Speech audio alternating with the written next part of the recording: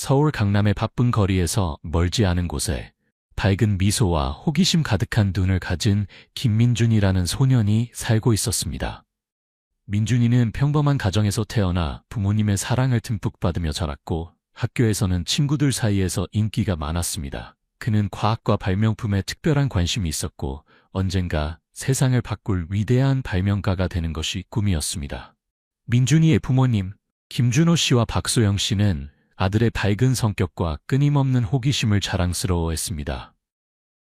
형 민석이와 누나 지은이도 동생을 무척 아꼈습니다. 그들은 평범하지만 행복한 가족이었고 서로를 위해 무엇이든 할 준비가 되어 있었습니다. 민준이가 9살이 되던 해봄, 평화로운 일상에 먹구름이 드리워졌습니다. 학교에서 수업을 듣던 중 민준이는 갑자기 심한 두통을 느꼈습니다. 처음에는 단순한 두통으로 생각했지만 고통이 너무 심해 결국 보건실로 가야 했습니다. 학교 간호사는 부모님께 연락했고 소영 씨는 서둘러 아들을 데리러 왔습니다. 괜찮아, 우리 민준아? 집에 가서 좀 쉬면 나아질 거야? 소영 씨가 아들의 이마에 손을 얹으며 말했습니다. 집에 돌아온 후 소영 씨는 민준이에게 해열제를 주고 따뜻한 죽을 먹였습니다.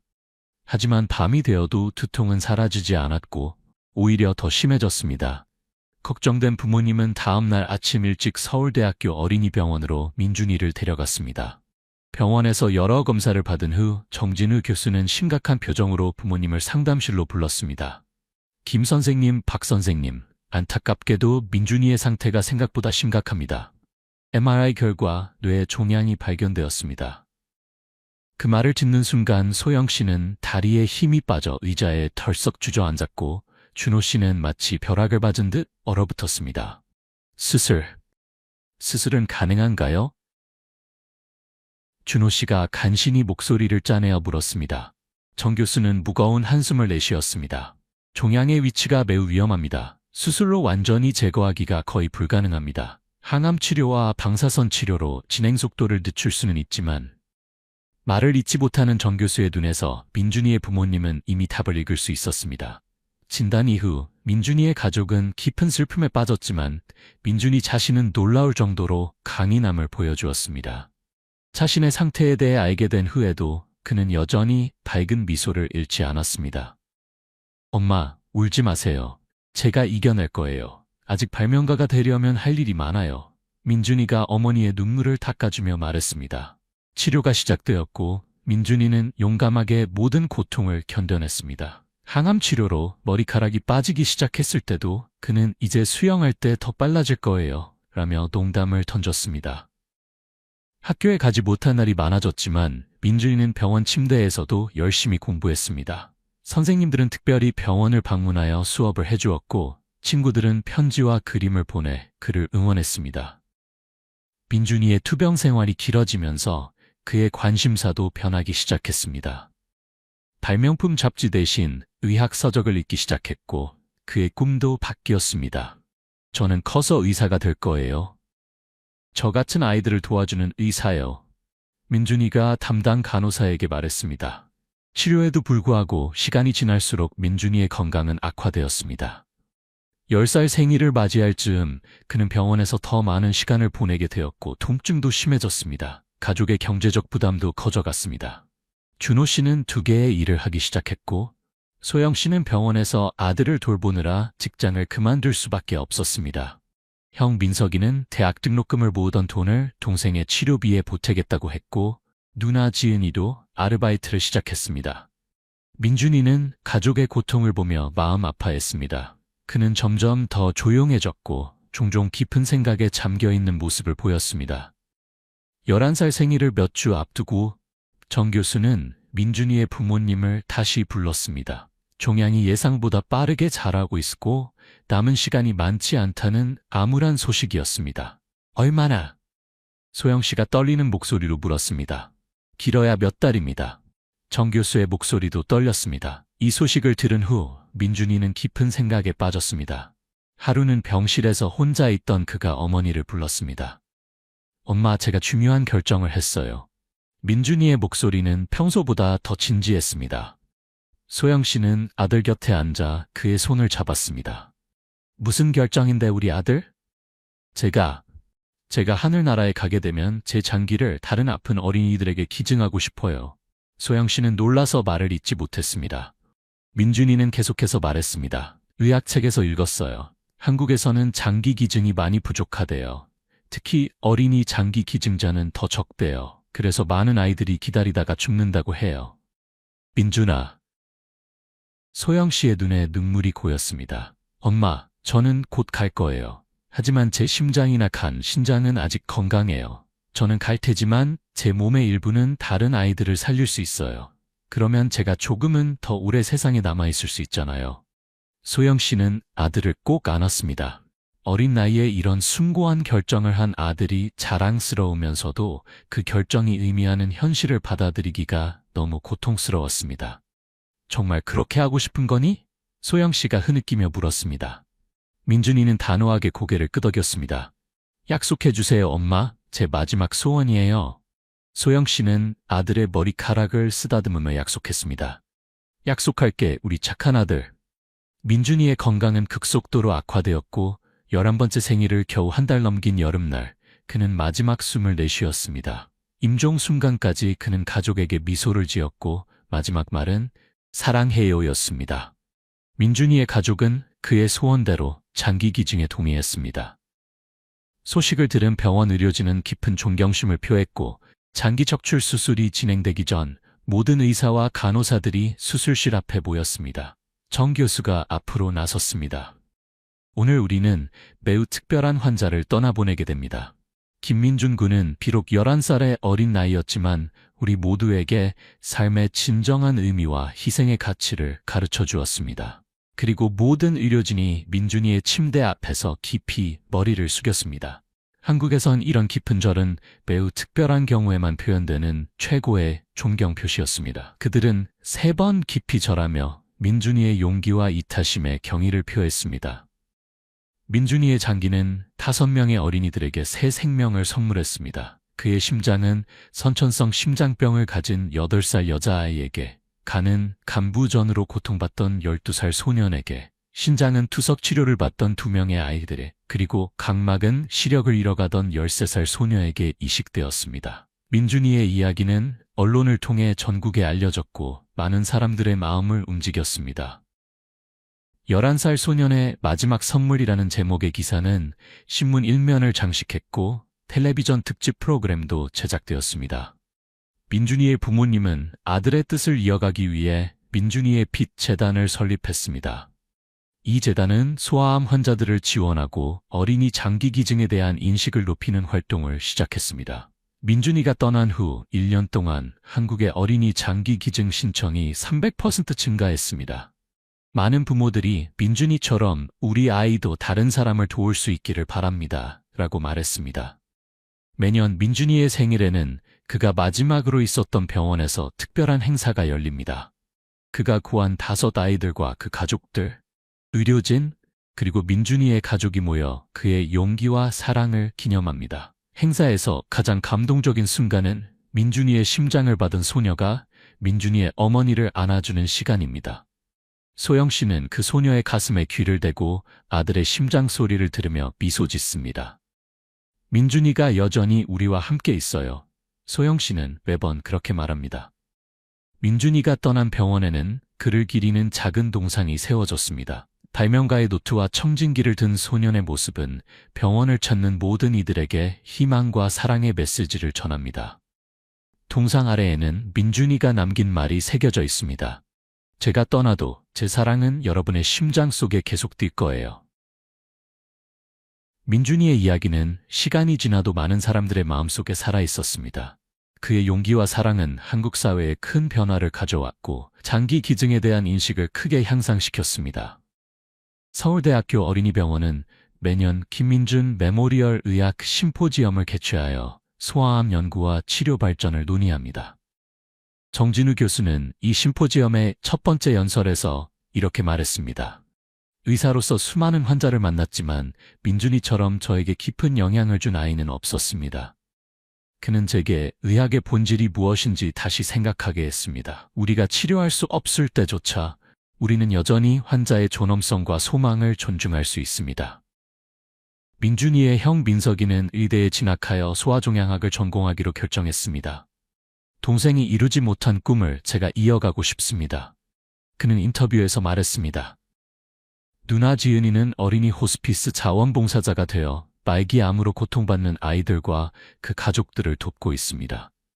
그녀는 동생의 경험을 통해 아픈 아이들의 마음을 더 잘 이해하게 되었다고 합니다. 민준이의 이야기는 국경을 넘어 세계 각국에 알려졌습니다. 일본, 중국, 미국 등 여러 나라의 언론이 그의 이야기를 소개했고 UN 어린이 기구는 그를 글로벌 영 히어로로 선정했습니다. 세계보건기구는 김민준 글로벌 장기기증 인식의 날을 제정하여 전 세계적으로 장기기증의 중요성을 알리는 캠페인을 시작했습니다. 미국의 유명 다큐멘터리 감독은 민준이의 이야기를 바탕으로 한 영화를 제작했고 이 영화는 칸 영화제에서 상을 받았습니다. 영화 수익금은 전액 소아암 연구와 치료를 위해 기부되었습니다. 민준이가 떠난 지 10년이 지난 후 민준이의 피재단은 서울의 첫 번째 어린이 호스피스 전문 센터를 개원했습니다. 이 센터는 말기암 환자들에게 의료적 지원뿐만 아니라 심리적, 정서적 지원도 제공합니다. 센터의 로비에는 민준의 정원이라는 아름다운 공간이 마련되어 있습니다. 이곳에는 민준이가 좋아했던 식물들이 심어져 있고 중앙에는 작은 분수대가 있습니다. 분수대 주변에는 그가 살려준 5 아이들의 손도장이 찍혀 있습니다. 민준이의 어머니 소영 씨는 센터에서 자원봉사자로 일하며 아픈 아이들과 그 부모님들을 위로하고 있습니다. 그녀는 종종 민준이의 이야기를 들려주며 희망의 메시지를 전합니다. 우리 아들은 짧은 생애였지만 그의 영향력은 영원합니다. 그는 제게 삶이 얼마나 소중한지 그리고 우리가 다른 사람을 위해 무엇을 할 수 있는지 가르쳐 주었습니다. 민준이의 장기를 이식받은 아이들은 모두 건강하게 성장했습니다. 그들은 서로를 심장 형제자매라고 부르며 특별한 유대감을 형성했습니다. 민준이의 심장을 받은 소녀 수진이는 이제 대학생이 되어 간호학을 공부하고 있습니다. 제 가슴 속에는 2개의 심장이 있어요. 하나는 물리적인 심장, 다른 하나는 민준이의 용기와 사랑의 심장이에요. 그녀는 말합니다. 간을 이식받은 태호는 의과대학에 진학하여 정진우 교수의 제자가 되었습니다. 그는 장래의 장기 이식 전문의가 되어 민준이처럼 다른 사람들에게 생명을 선물하는 일을 돕고 싶다고 합니다. 신장을 이식받은 2명의 아이들, 유나와 준혁이는 민준이의 빛 재단의 청소년 홍보대사로 활동하며 장기 기증의 중요성을 알리고 있습니다. 각막을 이식받아 시력을 되찾은 미나는 화가가 되어 민준이의 이야기를 그림으로 표현한 동화책을 출판했습니다. 이 책은 전국의 어린이 병원에 기증되어 아픈 아이들에게 희망을 전하고 있습니다. 매년 봄, 민준이가 가장 좋아했던 계절이 돌아올 때마다 서울대학교 어린이병원 앞 벚꽃나무 아래에서는 특별한 음악회가 열립니다. 민준이의 봄 콘서트라고 불리는 이 행사에는 많은 사람들이 모여 음악을 통해 그의 정신을 기리고 생명의 소중함을 되새깁니다. 음악회의 마지막 순간, 모든 참가자들은 하늘로 풍선을 날리며 민준이에게 메시지를 보냅니다. 풍선에는 고마워 민준아라는 말과 함께 각자의 감사와 사랑의 말이 담겨 있습니다. 그리고 그 순간 모든 이들은 한 소년의 짧은 생애가 얼마나 많은 사람들의 삶을 변화시켰는지, 그리고 얼마나 큰 사랑의 파동을 일으켰는지를 느낍니다. 민준이의 아버지 준호 씨는 이렇게 말합니다. 우리 아들은 떠났지만 그의 사랑은 여전히 이 세상에 살아있습니다. 그것이 진정한 영생이 아닐까요?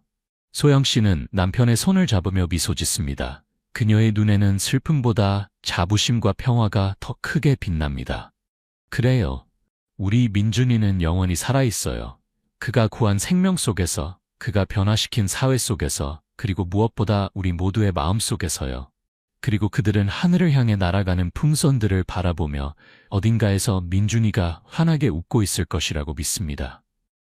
한 어린 소년의 용기 있는 결정은 수많은 생명을 구했을 뿐만 아니라 한국 사회의 장기 기증 문화를 크게 변화시켰습니다. 민준이가 떠난 후 10년 동안 장기 기증 서약자 수는 5배 이상 증가했고 실제 장기 기증 건수도 3배 이상 늘어났습니다. 서울대학교 의과대학은 김민준 윤리교육센터를 설립하여 의대생들에게 의료 윤리와 환자의 존엄성에 대해 가르치고 있습니다. 매년 입학하는 신입생들은 민준이의 이야기를 듣고 의사로서의 사명감을 되새깁니다.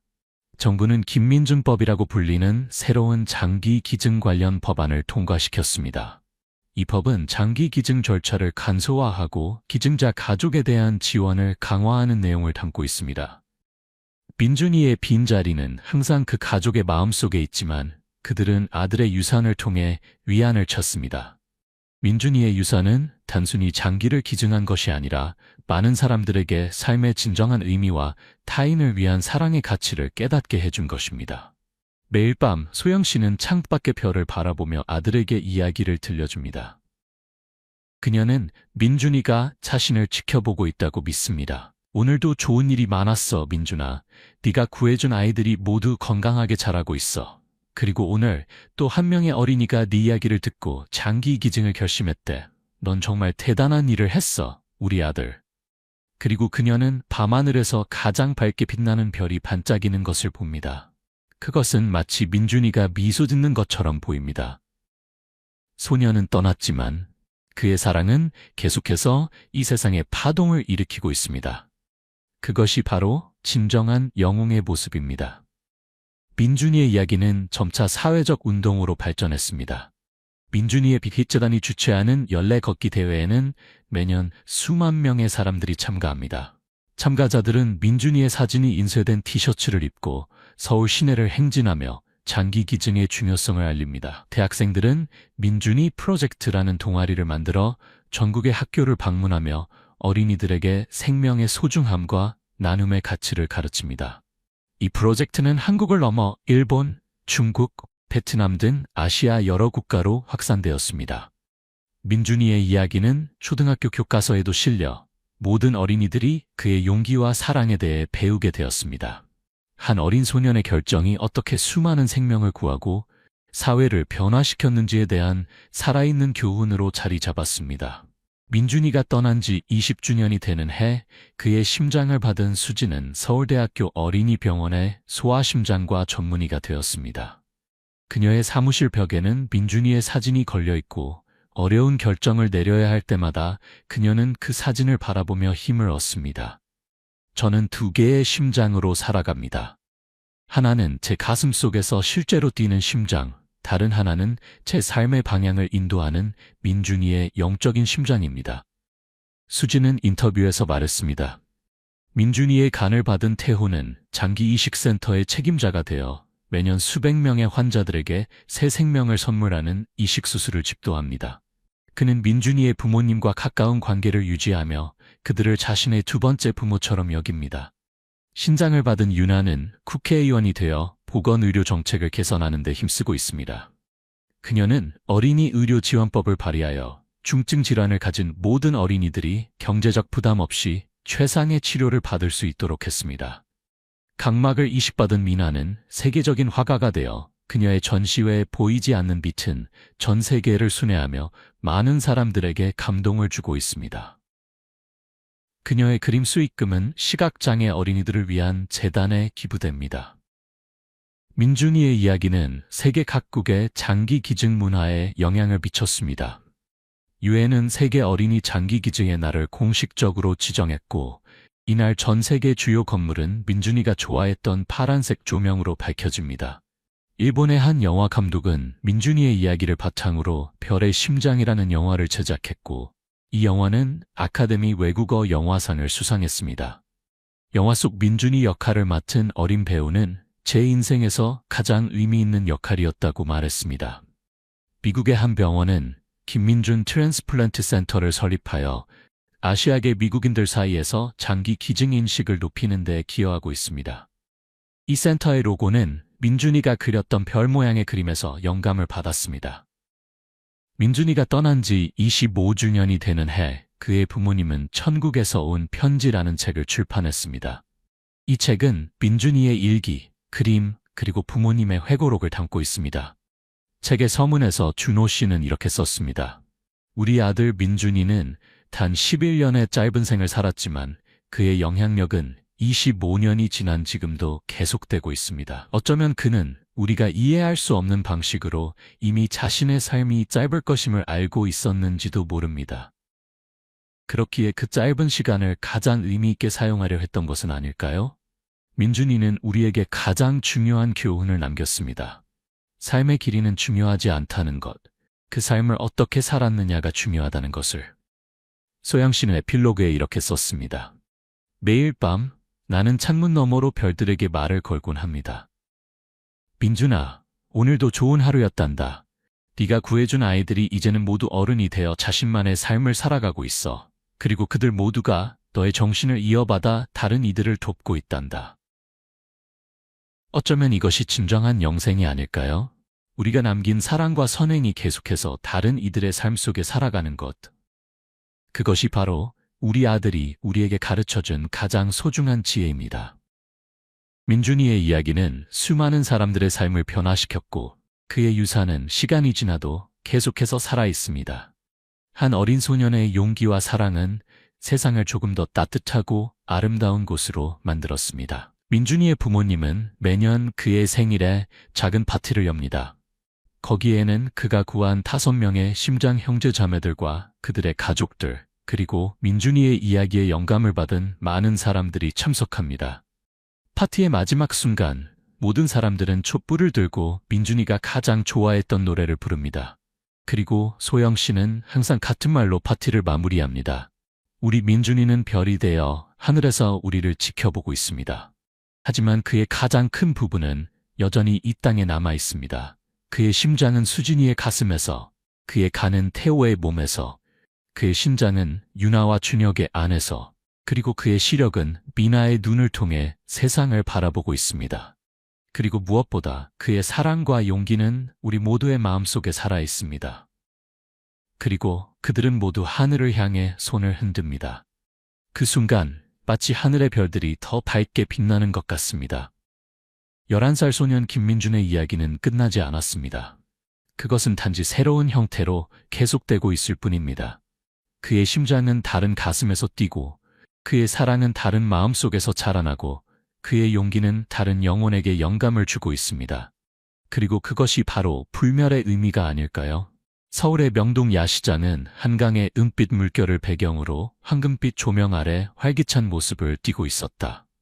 밤이 깊어갈수록 시장은 더욱 활기를 띠며 상인들과 손님들 그리고 다양한 배경을 가진 사람들의 이야기가 펼쳐지고 있었다. 이 복잡한 세계 속에서 정민호는 4년째 경비원으로 일하며 시장의 질서를 유지하고 있었다.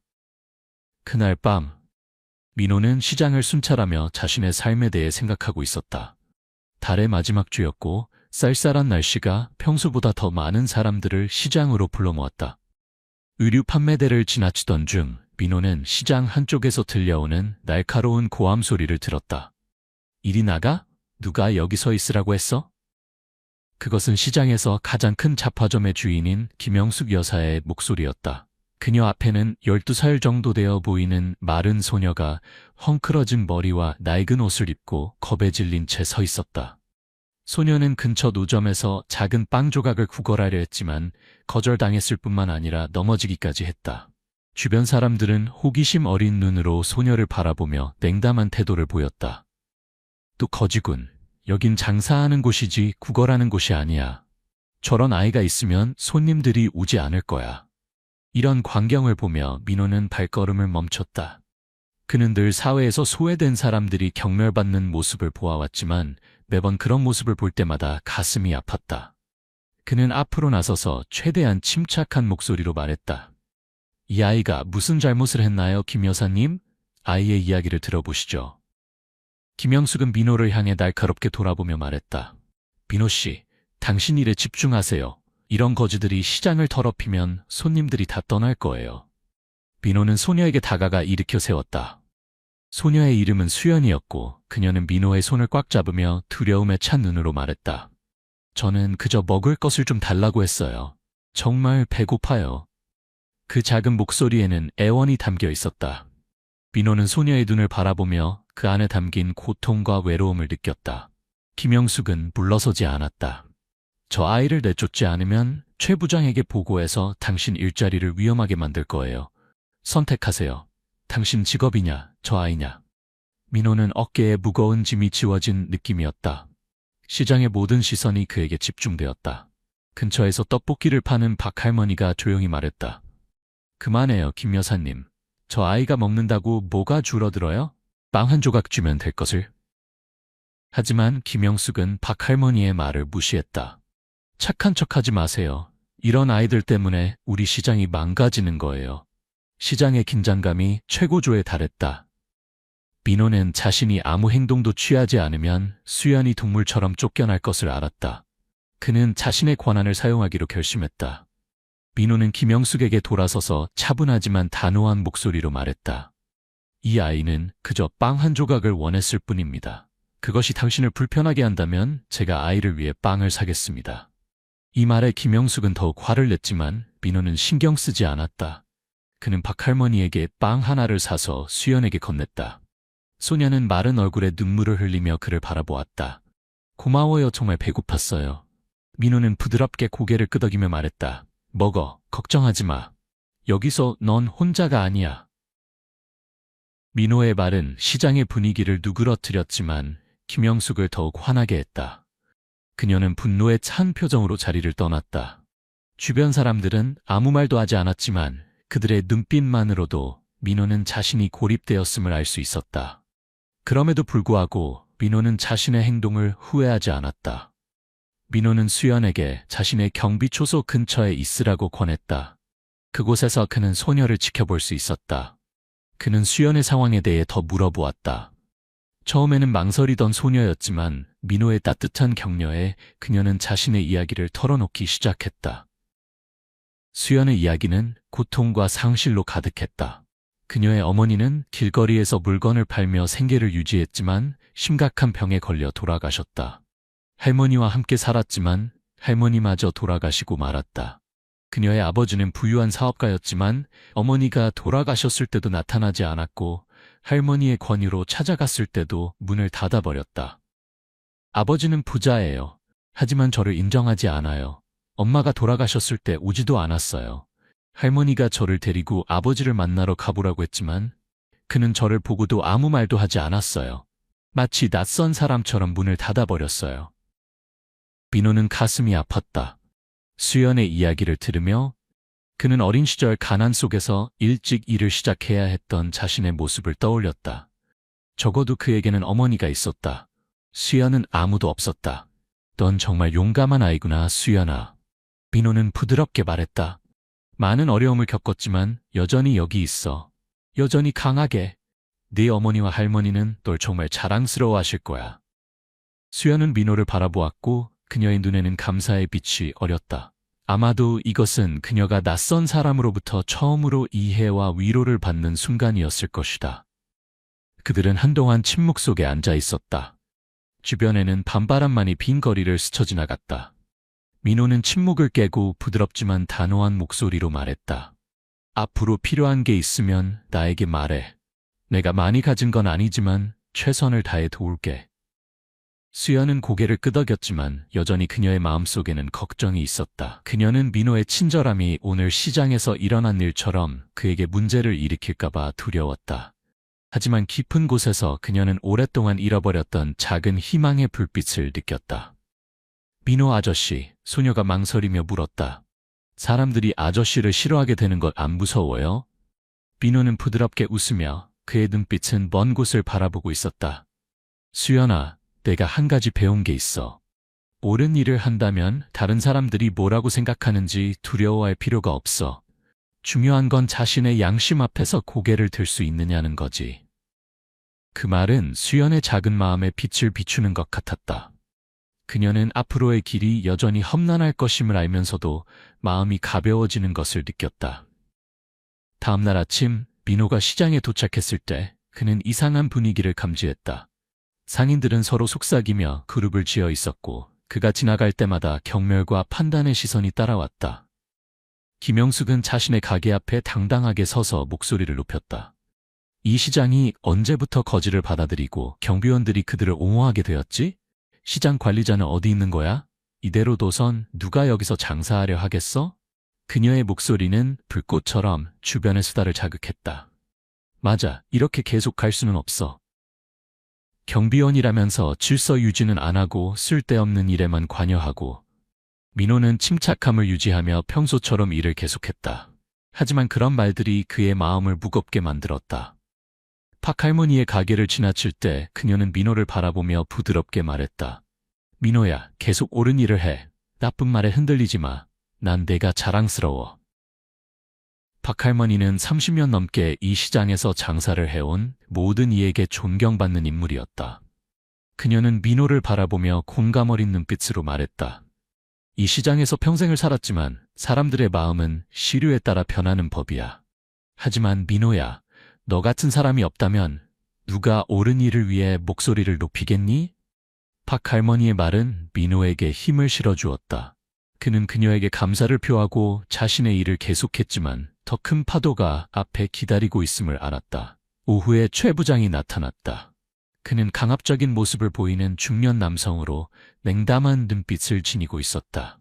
시장에 들어서자마자 김영숙이 그를 가로막았다. 최 부장님, 저 경비원은 이제 여기에 적합하지 않아요. 소란을 일으키고 시장의 손님들을 떠나게 만들고 있어요. 당장 해고해 주세요. 그녀의 목소리에는 결단력이 넘쳤고 마치 이미 승리를 손에 쥔 것처럼 자신감이 넘쳤다. 최 부장은 민호를 향해 돌아서며 자세히 살펴보았다. 민호 씨, 당신은 오랫동안 여기서 경비원으로 일해왔지만 어젯밤 일은 어떻게 된 건가요? 정말 거지를 옹호한 건가요? 민호는 차분하게 대답했다. 네, 저는 그 아이를 보호했습니다. 하지만 그 아이는 아무 잘못도 하지 않았습니다. 저는 모든 사람이 공정하게 대우받아야 한다고 생각합니다. 민호의 대답에 최 부장은 눈살을 찌푸렸다. 그는 김영숙을 돌아보았다가 다시 민호를 바라보았다. 그는 분명히 한편으로는 주요 상인인 김영숙의 이익을, 다른 한편으로는 민호의 정직함을 저울질하고 있었다. 김영숙은 계속해서 압력을 가했다. 만약 조치를 취하지 않으면 이곳에 많은 사람들이 불만을 품게 될 거예요. 이런 장면을 본 손님들이 다시 올 것 같나요? 민호의 동료 경비원인 기훈이 근처에 서 있었지만 무슨 말을 해야 할지 몰라 그저 갈등하는 눈빛을 보냈다. 기훈은 누구와도 마찰을 일으키고 싶지 않았지만 내심으로는 민호의 용기를 존경했다. 잠시 침묵이 흐른 후 기훈이 앞으로 나섰다. 그의 목소리는 약간 떨렸지만 그는 말했다. 최 부장님, 저는 민호 형이 틀리지 않았다고 생각합니다. 우리가 약자를 보호하지 않는다면 누가 그들을 보호하겠습니까? 기훈의 말에 주변 사람들은 잠시 침묵했지만 곧 김영숙이 비웃으며 말했다. 둘 다 사업에 대해 아무것도 모르는군요.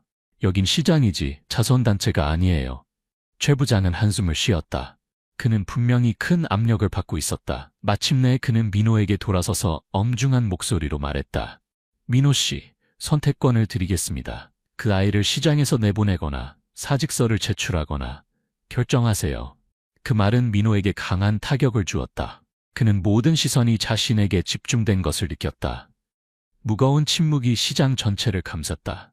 수연은 근처에 서 있었고 그녀의 눈은 눈물로 붉게 물들어 있었다. 그녀는 자신의 존재가 민호를 이런 상황에 밀어넣었다는 것을 알고 있었다. 민호 아저씨, 제 때문에 문제가 생기면 제가 떠날게요. 아저씨가 이렇게 되는 걸 원하지 않아요. 수연의 작은 목소리는 결단력으로 가득했다. 민호는 소녀를 바라보았고 그의 마음은 아픔으로 가득 찼다. 어떻게 도움이 필요한 아이를 외면할 수 있을까? 그는 최 부장을 향해 눈을 돌렸고 그의 눈빛은 확고했다. 죄송합니다만 저는 그럴 수 없습니다. 떠나야 한다면 제가 받아들이겠습니다. 그 대답은 최 부장을 놀라게 했다. 하지만 그가 더 말을 하기 전에 박 할머니가 앞으로 나섰다. 그녀의 목소리는 또렷했다. 최 부장님, 민호는 옳은 일을 했어요. 때로는 이 시장에 민호 같은 사람이 부유하지만 차가운 가게들보다 더 필요해요. 박 할머니의 말은 시장 전체를 조용하게 만들었지만 김영숙은 여전히 물러서지 않았다. 그녀는 몸을 돌려 떠났지만 비꼬는 말을 남기는 것을 잊지 않았다. 기다려봐요. 좋은 사람 노릇해서 뭘 얻는지. 민호는 자신을 지지해준 사람들이 있어 약간의 안도감을 느꼈다.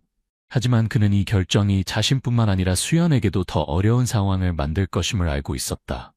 소문은 빠르게 퍼졌다. 민호가 최 부장의 요구를 거부했다는 소식은 시장 전체에 퍼져 다양한 반응을 불러일으켰다. 일부 사람들에게 민호는 선함과 정직함의 상징이었지만 다른 많은 사람들에게 그는 그저 자신의 위치를 모르는 주제넘은 사람에 불과했다. 그날 아침 민호가 시장에 들어서자 공기가 평소보다 차갑게 느껴졌다. 살펴보는 눈빛들, 속삭이는 수다가 그가 지나갈 때마다 들려왔다. 저 사람 정말 바보지. 거지 하나 때문에 자신의 일자리를 망치다니. 하긴 그의 용기는 존경할 만해. 누가 그처럼 나설 수 있겠어? 김영숙은 여전히 가장 큰 목소리로 불만을 표현했다. 그녀는 가게 한가운데 서서 민호를 향해 손가락을 가리키며 비꼬는 목소리로 말했다. 저것 봐요. 우리 시장을 저런 사람이 지킨다면 도대체 무슨 신용이 있겠어요? 그런 말들은 민호의 마음을 아프게 했지만 그는 침묵을 지켰다. 지금 어떤 반박을 해도 상황만 더 악화될 것임을 알았다. 그는 수연이 웅크리고 앉아있는 익숙한 구석으로 걸어갔다. 민호 아저씨, 소녀의 목소리가 떨렸다. 미안해요. 모두 제 잘못이에요. 민호는 소녀 옆에 앉아 부드럽게 그녀의 어깨에 손을 얹었다. 아니야, 수연아. 네가 잘못한 게 아니야. 잘못된 건 사람들이 너를 바라보는 방식이야. 난 그저 양심이 시키는 대로 했을 뿐이야. 수연은 고개를 숙이고 눈물이 한 방울씩 떨어졌다. 하루 중반 최 부장이 민호를 사무실로 불렀다. 그의 얼굴은 침착했지만 그의 눈빛은 엄중함을 보여주었다. 민호 씨, 결정을 바꿀 기회를 드렸지만 여전히 이 길을 선택하셨군요. 다른 선택지가 없습니다. 사직서를 작성하고 오늘 내로 인수인계하세요. 그 말은 민호의 가슴을 찌르는 것 같았다. 그는 4년간 제2의 집이라 여겼던 이곳을 떠나야 한다는 것을 이해했다. 하지만 민호는 후회하지 않았다. 그는 최 부장을 바라보며 차분히 고개를 끄덕였다. 여기서 일할 기회를 주셔서 감사합니다. 하지만 저는 제가 옳다고 믿는 것을 포기할 수 없습니다. 사무실을 나서며 민호는 발걸음이 무거웠다. 하지만 시장으로 내려가 구석에서 기다리는 수연을 보자 그의 마음은 가벼워졌다. 그날 저녁 민호는 시장의 모든 사람들에게 작별 인사를 하기로 했다. 그는 행상들 사이를 지나며 지난 몇 년간 자신과 함께 해준 모든 이들에게 감사의 말을 전했다. 박할머니, 항상 저를 응원해 주셔서 감사합니다. 할머니의 말씀은 제가 무너지지 않는 힘이 되었어요. 박할머니는 눈물이 글썽거리며 민호의 손을 꽉 잡았다. 민호야, 난 네가 자랑스러워.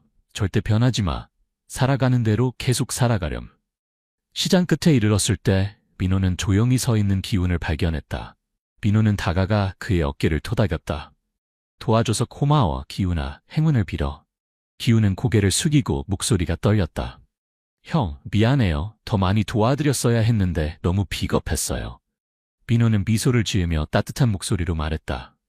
괜찮아, 기훈아. 그저 옳은 일에 등을 돌리지 않길 바랄 뿐이야. 마지막으로 민호는 시장을 한 번 더 둘러보았다. 황금빛 조명 아래 4년간 그와 함께했던 상점들과 사람들이 향수 어린 그림처럼 그려졌다. 그는 깊게 숨을 들이마셨다. 마치 이 광경을 가슴에 새기려는 듯이. 명동 야시장, 민호는 속삭였다. 의미 있는 시간을 주어서 고마워. 이것은 끝이 아니라 새로운 시작이야. 그리고 그는 몸을 돌려 걸어갔다. 뒤에는 다양한 시선들이 그를 쫓았다. 일부는 안타까워했고, 일부는 아쉬워했으며, 또 다른 일부는 깊은 생각에 잠겨 있었다. 수연은 조용히 그를 따라갔다. 그녀의 눈빛은 굳건함을 보여주었다. 이제 그녀는 더 이상 혼자가 아니라는 것을 알았다. 그날 밤 민호와 수연은 한강둑에 앉아 있었다. 달빛은 물결 위에 비쳐 은빛 조각들처럼 반짝였다. 주변은 고요했고 단지 물결이 부드럽게 강둑을 치는 소리만이 들렸다. 수연은 민호의 어깨에 기대어 있었다. 그녀의 작은 얼굴은 여전히 슬픔의 흔적을 지니고 있었지만 이제는 전보다 안정된 모습을 보였다. 그녀는 긴 하루를 보낸 후 무언가를 심각하게 고민하는 듯했다. 민호 아저씨, 수연이 작은 목소리로 불렀다. 아저씨는 후회 안 해요? 저 때문에 시장에서 일자리를 잃었는데. 민호는 부드럽게 웃었다. 그의 눈빛은 강 너머 멀리 향해 있었다. 아니, 수연아, 후회하지 않아. 때로는 옳은 일을 하기 위해 소중한 것을 잃기도 하지만 그것은 항상 가치 있는 일이야. 민호의 대답에 수연은 한동안 침묵했다. 그녀는 민호의 손을 꽉 잡았다. 마치 위안과 보호를 찾는 것처럼. 민호는 그것을 느꼈고 그녀의 머리를 부드럽게 쓰다듬었다. 한편 강남의 한 고급 저택에서 윤재혁 수연의 아버지는 넓은 거실에 홀로 앉아 있었다. 그는 성공한 사업가로 많은 재산을 가지고 있었지만 지금 그의 얼굴은 깊은 생각에 잠겨 있었다. 그의 손에는 오래된 사진 한 장이 들려 있었다. 젊은 여성과 그녀의 품에 안긴 어린 아이의 사진이었다. 재혁의 눈에는 후회의 빛이 어렸다. 그는 자신과 수연의 어머니가 함께 행복했던 시절을 회상했다. 하지만 야망과 바쁜 일상이 그를 가족으로부터 멀어지게 했다. 수연의 어머니가 세상을 떠났을 때 그는 자신의 작은 딸과 마주하는 것을 피했다. 어머니의 장례식에 나타나지도 않았고 수연이 할머니와 함께 그를 찾아왔을 때 문을 닫아버렸다. 어떻게 지내고 있을까? 그는 중얼거렸다. 목소리는 쉬어 있었다. 겉으로는 냉정해 보였지만 재혁은 수연의 이미지가 항상 그를 따라다닌다는 것을 부정할 수 없었다. 그는 자신이 딸을 받아들이지 않은 것이 잘못이라는 것을 알았지만 어떻게 그 실수를 바로잡아야 할지 몰랐다. 그의 후회는 매일 밤 그를 괴롭혔고 그는 종종 사진을 바라보며 자신을 책망했다. 다음 날 아침 민호는 수연과 함께 새로운 거처를 찾아 나섰다. 그는 소녀를 보호하기 위해 더 구체적인 계획이 필요하다는 것을 알았다. 하지만 둘이 막 강변을 떠나려 할 때 고급차 한 대가 갑자기 그들 앞에 멈춰섰다. 차 문이 열리고 정장을 입은 한 남자가 내렸다. 윤재혁, 민호가 알지 못하는 사람이었지만 그의 단호하고 통증이 어린 눈빛은 민호의 시선을 사로잡았다. 수연아, 재혁의 목소리가 떨렸다. 수연은 그 자리에 얼어붙었다. 그녀의 눈은 커졌다가 이내 바닥을 응시하며 아버지의 시선을 피했다. 민호는 소녀의 작은 몸에서 긴장이 느껴졌다. 그는 보호하는 의미로 수연의 어깨에 손을 올렸다. 당신은 누구십니까? 민호가 차분하지만 경계하는 목소리로 물었다. 저는 윤재혁입니다. 수연의 아버지입니다. 그 말에 민호는 놀랐다. 그는 수연을 바라보았지만 소녀는 침묵한 채 손으로 옷자락을 꽉 쥐고 있었다. 민호는 다시 재혁을 바라보며 그의 목소리엔 의심이 묻어났다. 당신이 정말 수연의 아버지라면 왜 그녀를 이렇게 고통스럽게 방치했습니까? 재혁은 민호의 질문에 고개를 숙였다. 마치 그 질문이 그의 자존심에 강한 타격을 준 것처럼 그는 깊게 숨을 들이쉬고 천천히 말했다. 제가 잘못했습니다. 아버지로서의 책임을 다하지 않았습니다. 하지만 이제는 실수를 바로잡고 싶습니다. 제발 제 딸을 집으로 데려가게 해주세요. 수연이 갑자기 고개를 들었다. 그녀의 눈은 분노와 상처로 가득 차 있었다. 이제 와서 실수를 바로잡겠다고요? 엄마가 돌아가셨을 때 아버지는 어디 있었어요? 제가 의지할 곳이 없었을 때 아버지는 어디 있었어요? 아버지는 저를 원하지 않았고 저도 아버지가 필요 없어요. 수연의 말은 재혁의 가슴을 칼로 찌르는 것 같았다. 그는 말문이 막혀 자신을 변명할 방법을 찾지 못했다. 민호가 앞으로 나서서 부드럽게 말했다. 윤재혁 씨, 정말로 보상하고 싶다면 시간이 증명하게 하세요. 수연은 말이 아니라 행동이 필요합니다. 재혁은 고개를 끄덕였다. 그의 눈에는 결단력이 빛났다. 수연아, 아빠가 미안해. 아빠가 잘못했다는 걸 알아. 하지만 널 강요하지는 않을게. 네가 받아들일 때까지 기다릴게. 얼마나 오래 걸리든지 상관없어.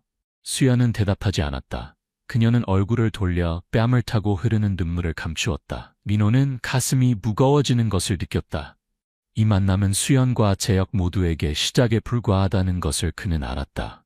하나의 도전적인 여정의 시작이었다. 재혁이 떠난 후 민호는 수연에게 돌아서서 부드럽게 말했다. 앞으로 무슨 일이 일어날지 모르겠지만 네가 믿음을 지킨다면 모든 것이 더 나아질 거라고 믿어. 수연은 아무 말도 하지 않았지만 그녀의 눈빛에는 작은 희망의 빛이 비치는 것 같았다. 재혁과의 감정적인 만남 이후 민호는 새로운 길을 가기로 결심했다. 더 이상 임시직으로 살 수 없다는 것을 알았다. 특히 이제 그의 곁에 수연이 있었기 때문이다. 둘 다 집이 필요했고 현재의 어려움을 극복하기 위해서는 더 안정된 삶이 필요했다. 박할머니의 소개로 민호는 시장 근처의 작은 지역사회 지원센터에서 새 일자리를 얻었다. 이 센터는 자선식사, 기술교육, 어려운 상황에 처한 사람들을 위한 거처 찾기를 제공하는 곳이었다. 첫날부터 민호는 그곳의 따뜻한 분위기와 나눔의 정신을 느낄 수 있었다. 그러나 모든 것이 순탄하지는 않았다. 하철기라는 센터의 고위 관리자는 첫 만남부터 민호에게 경멸적인 태도를 보였다. 그는 자신의 생각을 다른 사람들에게 강요하고 공개적으로 비판하는 것으로 악명 높았다. 민호가 노숙 아동들을 위한 지원 계획을 발표하기 위해 회의실에 들어갔을 때 하철기는 그의 말을 가로챘다. 민호 씨, 당신의 아이디어는 좋게 들리지만 이런 일을 관리할 경험이 충분한가요? 우리는 영웅놀이를 하거나 그저 보여주기 위해 여기 온 사람들이 필요하지 않습니다. 하철기의 말은 민호를 깜짝 놀라게 했다. 비판에 익숙해져 있긴 했지만 그런 명백한 경멸적인 태도는 그에게 압박감을 주었다. 그는 깊게 숨을 들이쉬고 침착함을 유지하며 대답했다. 하철기님, 저는 제가 가장 유능한 사람이라고 주장하지 않습니다. 하지만 진심과 노력으로 우리가 지역사회에 유익한 일을 할 수 있다고 믿습니다. 하철기는 비웃으며 대답했다. 알겠습니다. 당신이 무엇을 할 수 있는지 지켜보겠습니다. 하지만 기억하세요. 여기서는 작은 실수 하나만으로도 두 번째 기회는 없습니다. 다음 며칠 동안 민호는 쉬지 않고 일했다. 차선 식사 계획부터 후원자 찾기, 노숙자 지역 직접 방문까지 그는 도움이 필요한 이들을 적시에 지원하기 위해 노력했다. 수연은 항상 그의 곁에 있었고 음식 배분이나 또래 아이들과 대화하기 같은 작은 일들을 도왔다. 하지만 진짜 어려움은 민호의 프로젝트 진행 상황을 보고하는 중요한 회의에서 하철기 갑작스럽게 민호를 비난했을 때 시작되었다. 민호 씨의 프로젝트는 너무 많은 자원을 소비하고 있지만 결과는 보이지 않습니다. 우리는 개인적인 감정이 공통의 목표에 영향을 미치게 할 수 없습니다. 그런 말들은 민호를 당황하게 했을 뿐만 아니라 다른 직원들도 그를 의심하기 시작했다. 몇몇 사람들이 속삭였다. 하철기가 맞을지도 몰라. 민호는 경험이 많지 않아. 과연 이 일을 해낼 수 있을까? 맞아. 이 프로젝트는 너무 큰데 능력 부족한 사람이 맡기엔 무리야. 회의 후 센터로 돌아온 민호는 마음이 무거웠다. 하지만 그때 박 할머니가 깜짝 방문했다. 그녀는 따뜻한 빵 바구니를 가져왔지만 가장 귀중한 것은 그녀의 진심 어린 격려였다. 민호야, 가혹한 말에 흔들리지 마. 중요한 건 다른 사람들이 어떻게 생각하는가가 아니라 네가 하는 일을 믿는 것이란다. 그 말은 민호에게 힘을 실어주었다. 그는 앞에 얼마나 많은 어려움이 있든 포기할 수 없다는 것을 깨달았다. 수연도 조용히 민호의 손을 잡고 그녀의 눈은 결의에 차 있었다. 민호 아저씨, 저는 아저씨를 믿어요. 포기하지 마세요. 민호는 미소를 지으며 소녀의 머리를 쓰다듬었다. 절대 포기하지 않을게. 우리 함께 모든 것을 극복할 거야. 민호는 새로운 계획에 집중하기 시작했다. 센터에서 행복 나눔의 날이라는 행사를 조직하는 것이었다. 이 행사는 단순히 기금을 모으는 것뿐만 아니라 지역사회가 센터의 업무와 미션을 더 잘 이해하도록 하는 것이었다. 민호는 후원자 초대부터 센터의 도움을 받은 사람들이 만든 수공예품을 전시할 부스 설치까지 모든 세부 사항을 신중하게 준비했다. 많은 어려움에도 불구하고 박할머니 같은 사람들의 도움과 수연의 지원 덕분에 민호는 더욱 굳건해졌다. 그러나 하철기는 민호를 무너뜨리려는 의도를 포기하지 않았다. 행사 준비 기간 동안 그는 민호가 자선 기금을 개인적인 목적으로 오용하고 있다는 소문을 몰래 퍼뜨렸다. 그 소문은 빠르게 퍼져 민호와 센터의 평판에 심각한 영향을 미쳤다. 민호는 자신과 그를 지지하는 사람들의 노력이 물거품이 되지 않으려면 즉시 행동해야 한다는 것을 알았다. 그는 긴급 회의에서 하철기와 직접 대면하기로 결정했다. 그는 하철기에게 그의 비난에 대한 증거를 제시할 것을 솔직하게 요구했다. 하철기는 침착해 보였지만 분명히 구체적인 증거가 없었다. 민호는 모든 사람들 앞에 서서 분명하고 강한 목소리로 말했다. 신뢰는 쉽게 얻을 수 없다는 것을 알고 있습니다. 하지만 저는 진실이 항상 최선의 답이라고 믿습니다. 제 행동에 의심 있는 분이 계시다면 함께 모든 문서와 숫자를 검토해 보시죠. 저는 모든 것을 투명하게 공개할 준비가 되어 있습니다. 민호의 결단력은 많은 사람들의 존경을 불러일으켰다. 회의 후 소문은 빠르게 가라앉았고 하철기는 더 이상 민호의 평판을 떨어뜨릴 수 없게 되었다. 그럼에도 불구하고 민호는 이것이 그가 마주할 많은 도전들 중 첫 번째일 뿐이라는 것을 알았다. 행복 나눔의 날이 가까워지면서 민호와 동료들은 쉴 새 없이 일했다. 모든 세부 사항이 신중하게 준비되었다. 그럼에도 불구하고 이전의 소문으로 인해 여전히 긴장감이 감돌았다. 하철기는 회의에서 폭로당했음에도 불구하고 센터 밖에서 잘못된 정보를 퍼뜨리며 추가적인 어려움을 만들고 있었다. 민호의 차선기금 남용에 관한 소문은 이미 지역사회에까지 퍼졌다. 일부 주민들은 의심을 표현하기 시작했다. 그가 말만 잘하지 실제로 누구를 도운 적이 있나?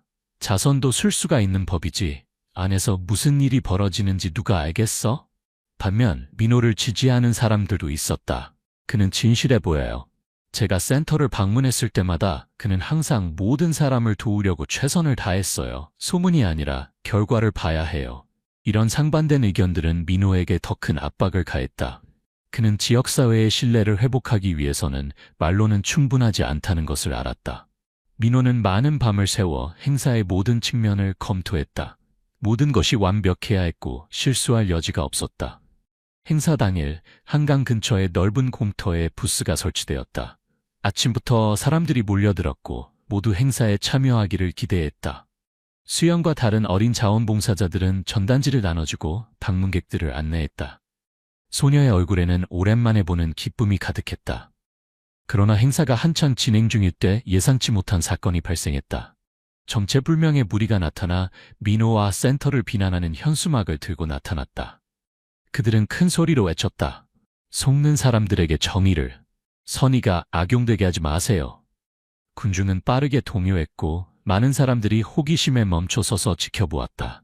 시위대의 몇몇 사람들은 민호와 센터가 자선을 가장해 이익을 취하고 있다고 목소리를 높였다. 민호는 침착하게 무대로 올라가 마이크를 뒀다. 그의 목소리는 분명했고 다소 엄중했다. 여러분, 지난 몇 주 동안의 소문으로 많은 분들이 의구심을 가지고 계시다는 것을 이해합니다. 하지만 저는 센터가 하는 모든 일이 투명하고 약자를 돕는 것을 목표로 한다는 것을 확인드립니다. 민호의 말에 군중은 잠시 조용해졌지만 시위대는 여전히 소란을 피웠다. 한 사람이 소리쳤다. 그렇게 투명하다면 왜 모든 재정 자료를 공개하지 않나요? 누가 비리가 없다고 보장할 수 있나요? 민호는 군중을 바라보았고 그의 눈빛은 확고했다. 저는 지금 이 자리에서 모든 정보를 공개할 준비가 되어 있습니다. 하지만 먼저 여러분께 우리가 해온 일들을 봐주셨으면 합니다. 노숙자들이 거처를 찾고 고아들이 학교에 갈 수 있게 된 것. 이것이 실제 결과가 아닌가요? 민호의 말은 많은 사람들의 고개를 끄덕이게 했다. 한 노인이 나서서 말했다. 저는 센터에서 몇 달간 쌀을 받았습니다. 더 이상 굶주림을 걱정하지 않아도 됩니다. 저는 민호 씨를 믿습니다. 투명성을 증명하기 위해 민호는 즉시 모든 재정 문서와 자선 보고서를 큰 화면에 공개했다. 그는 인내심을 가지고 각 지출 항목, 각 기부금을 설명했다. 시위대는 점차 침묵해갔고 민호의 비난을 계속할 증거를 제시하지 못했다. 하철기는 멀리서 민호에 대한 대중의 지지를 보며 어두운 표정을 지었다. 그는 조용히 자리를 떠났지만 여전히 다른 방법으로 어려움을 줄 계획을 마음속에 품고 있었다. 행사가 끝날 무렵 많은 지역 주민들이 민호에게 다가와 감사를 표했다. 한 노인은 그의 손을 잡고 떨리는 목소리로 말했다. 포기하지 않아 고맙네. 자네 같은 사람이 이 사회에 더 많이 필요하네. 수야는 민호 옆에 서 있었고 그녀의 눈빛은 존경으로 가득했다. 그녀는 조용히 말했다. 민호 아저씨, 오늘 정말 멋졌어요. 민호는 미소를 지으며 소녀의 머리를 쓰다듬었다. 아니야, 수연아. 우리 모두 이 여정의 일부야. 모든 사람 없이는 내가 아무것도 할 수 없었을 거야. 그날 저녁 모든 사람이 떠난 후 민호는 강가에 혼자 앉아 달빛 아래 반짝이는 물결을 바라보았다.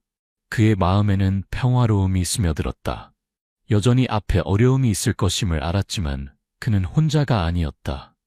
지역사회의 지지는 그가 계속 나아갈 수 있는 원동력이었다.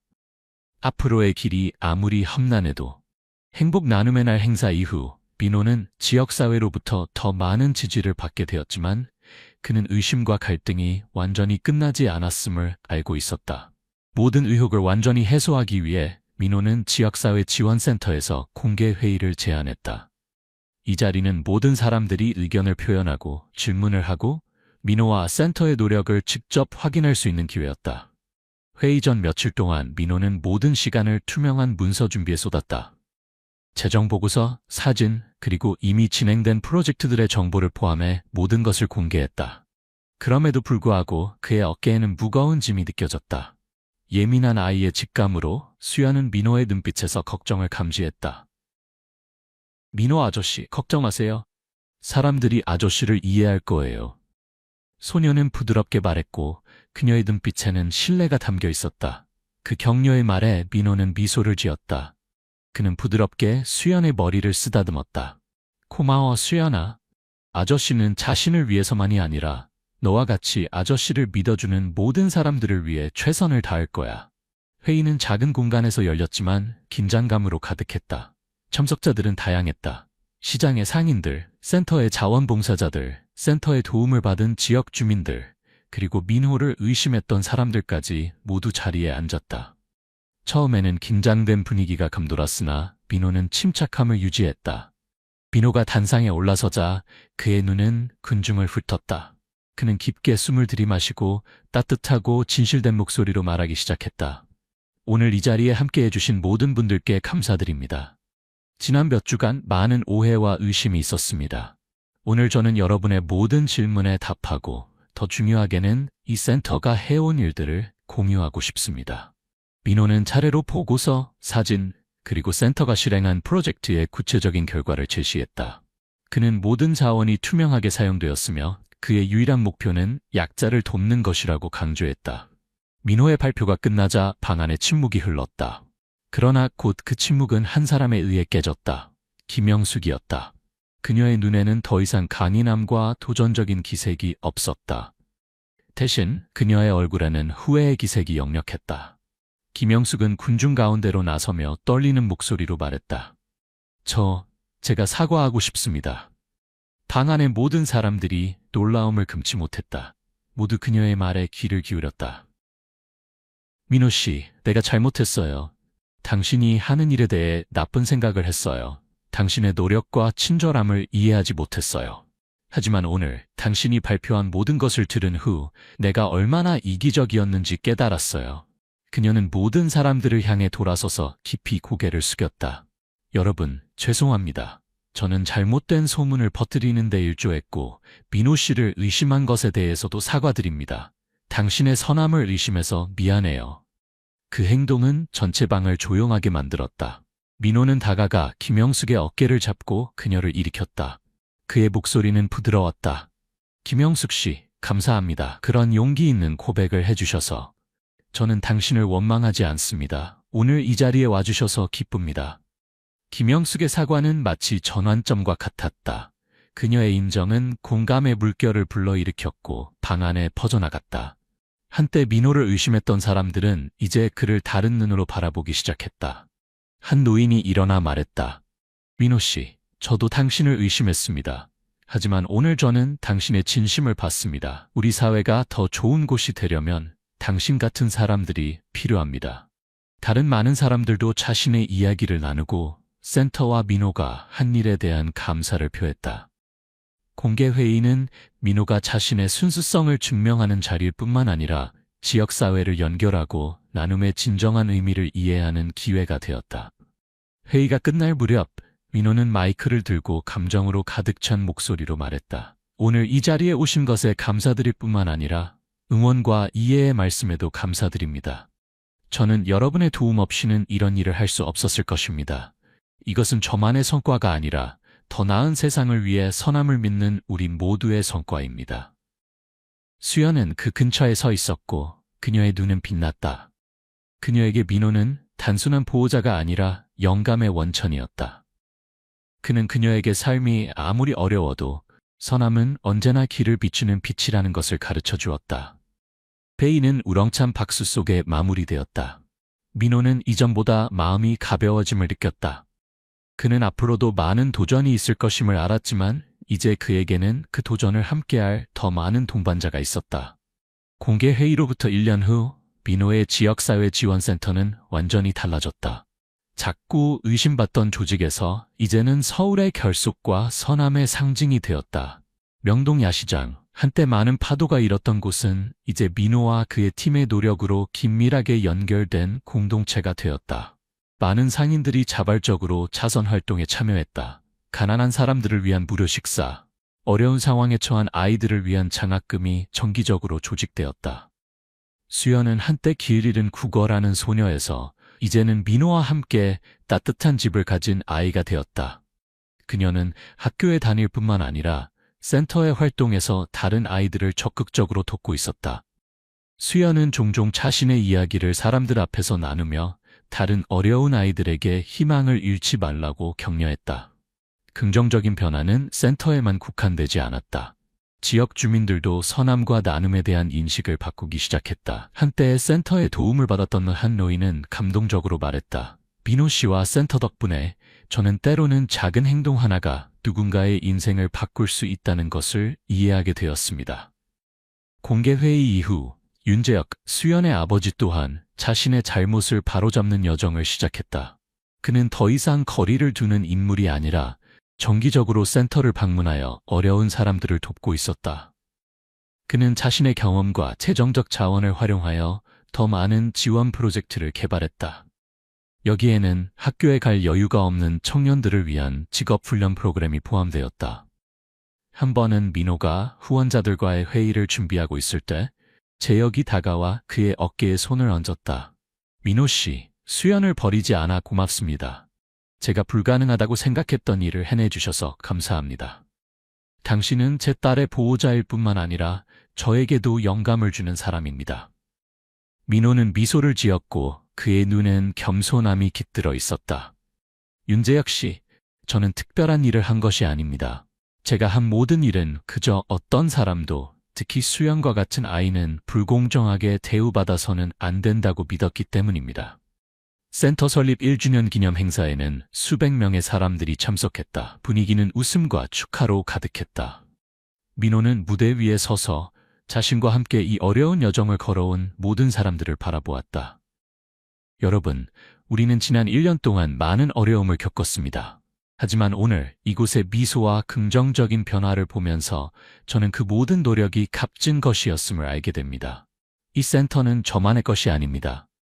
이것은 우리 모두의 것입니다. 선함이 모든 것을 바꿀 수 있다고 믿는 모든 사람들의 것입니다. 군중은 열렬한 박수를 보냈다. 수연이 무대 위로 올라와 민호의 손을 잡았다. 그녀의 눈에는 행복이 빛나고 있었다. 그녀는 작지만 결단력 있는 목소리로 말했다. 민호 아저씨와 이곳의 모든 분들께 감사드리고 싶습니다. 아저씨가 저에게 가르쳐 주셨듯이 삶이 얼마나 어려워도 믿음과 선함을 지킨다면 항상 빛을 쳐줄 수 있다는 것을요. 그 말에 많은 사람들이 눈물을 글썽였다. 김영숙, 한때 민호를 비판했던 사람은 이제 군중 속에서 행복하게 미소 짓고 있었다. 그녀는 센터의 가장 열정적인 자원봉사자 중 한 명이 되어 다른 사람들을 돕는 일에 동참하고 있었다.